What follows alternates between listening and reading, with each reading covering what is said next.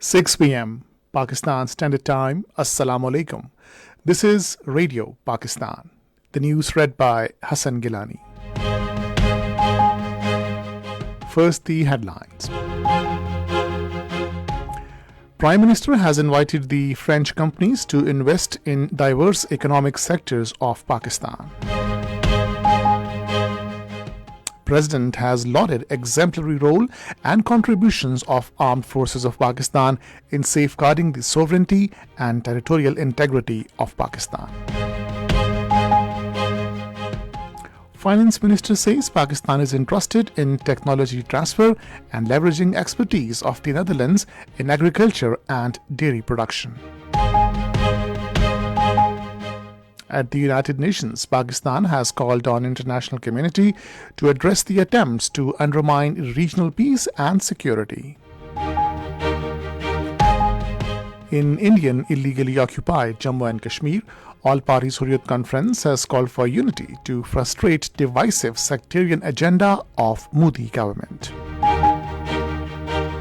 59 Palestinians were martyred in unabated Israeli strikes on Gaza enclave during the last 24 hours.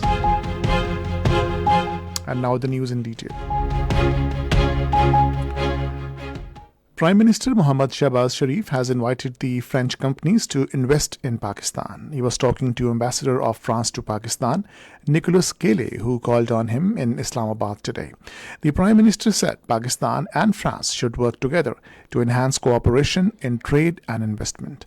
He welcomed French side's initiative to bring corporate leaders from top French companies on a visit to Pakistan soon.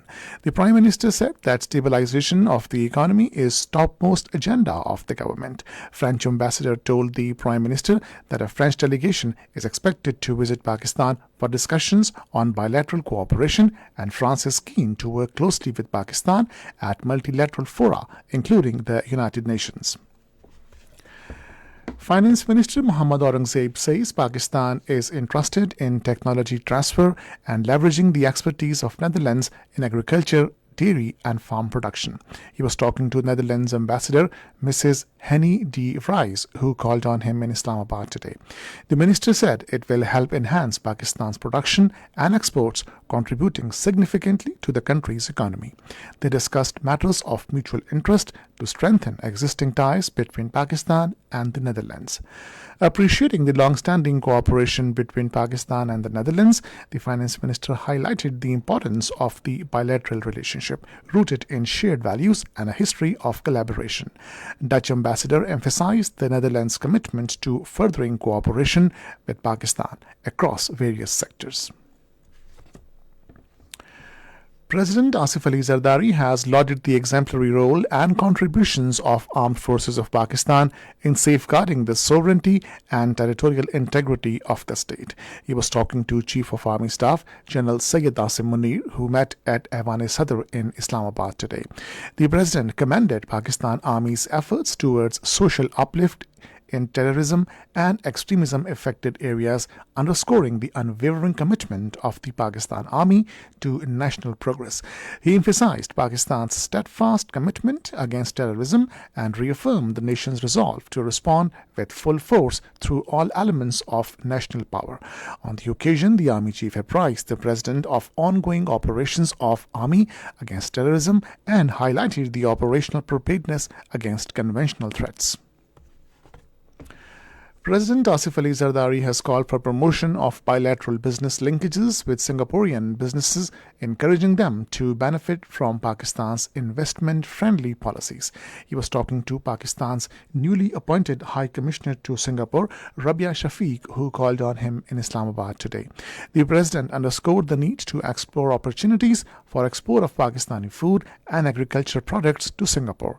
He said Pakistan can become a steady source of food supplies for Singapore by exporting processed food items including poultry, meat and seafood. Minister for Defence and Defence Production Khaja Muhammad Asif has emphasized the need to explore areas of cooperation with Italy in a field of joint defence production. Talking to Ambassador of Italy, Maralina Ermal in Islamabad today. He said Pakistan attaches great importance to its relations with the Republic of Italy and wants to further enhance defense collaboration. Defense Minister said the exchange of military training can be mutually beneficial and Italian armed forces have valuable military exposure while Pakistan armed forces have rich experience in counter-terrorism operations. Minister for Information and Broadcasting Ataullah Tarar has said Pakistan desires to further enhance trade and business ties with UAE as per the vision of Prime Minister Shehbaz Sharif. Talking to the ambassador of UAE, Hamad Ubaid Ibrahim Salim Al-Zabi in Islamabad, he emphasized the need for a common roadmap for the improvement of economy. The Information Minister said Pakistan and the UAE have strong ties based on common heritage and multilateral cooperation. He said the people of Pakistan consider UAE as their second home. This is Radio Pakistan.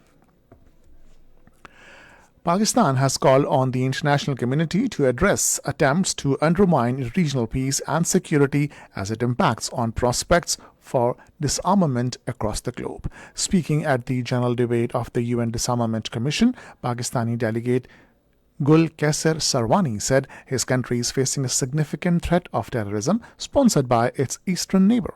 Refuting the claim of the Indian representative during debate, Gul Kaisar emphatically said Jammu and Kashmir is an internationally recognized disputed territory whose final disposition is to be determined by its people through a UN-supervised plebiscite. All Parties Hurriyat Conference senior leader Mirwais Umar Farooq has issued a fervent call for unity to frustrate efforts to implement a divisive sectarian agenda in Indian illegally occupied Jammu and Kashmir. Addressing a religious gathering in Srinagar, Mirwais expressed deep concern over the prevailing atmosphere of fear and uncertainty among Kashmiri people. He announced the observance of Jumatul Wida as Yawm-e-Dua for oppressed people in Kashmir and Palestine.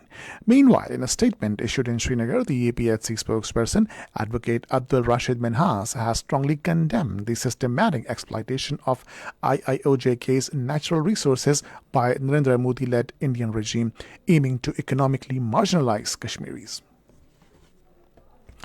In India, police has killed 13 Maoist activists in the central state of Chhattisgarh. According to the police, the clash between the rebel group and the security forces took place in Bijapur district. 59 Palestinians were martyred in unabated Israeli strikes on Gaza enclave during the last 24 hours. Israeli army battle tanks also moved in an area along the border with the Gaza Strip today. Meanwhile, the bodies of 6 foreign aid workers killed in Gaza strike are being transported out of the war-torn Palestinian territory via Egypt today. In Afghanistan, 7 members of a family were killed in a landslide triggered by heavy rain in Ghor province. In Yemen, at least 21 people have been killed in intense armed confrontations between government forces and the Houthi group in the southern province of Laj. NATO foreign ministers are gathering in Brussels today to finalize a 5-year military aid fund of worth $108 billion for Ukraine. North Korea has tested a new solid-fuel hypersonic immediate-range missile. According to a report of the state-run Korean Central News Agency, South Korea and Japan detected the launch of missile from North Korea towards the east. KCNA said the Hwasong 16B flew for about 1,000 kilometers, reaching a peak altitude of 101. Finally, the weather. Mainly dry weather is expected in most parts of the country, while hot in southern parts during the next 12 hours. However, rain with windstorm and thunderstorm is expected at isolated places in Upper Khyber Pakhtunkhwa, Gilgit-Baltistan and Kashmir. And that is the end of the news. For more news and analysis, log on to our website radio.gov.pk and also watch live video streaming of our bulletins on the link facebook.com/Radio Pakistan News Official.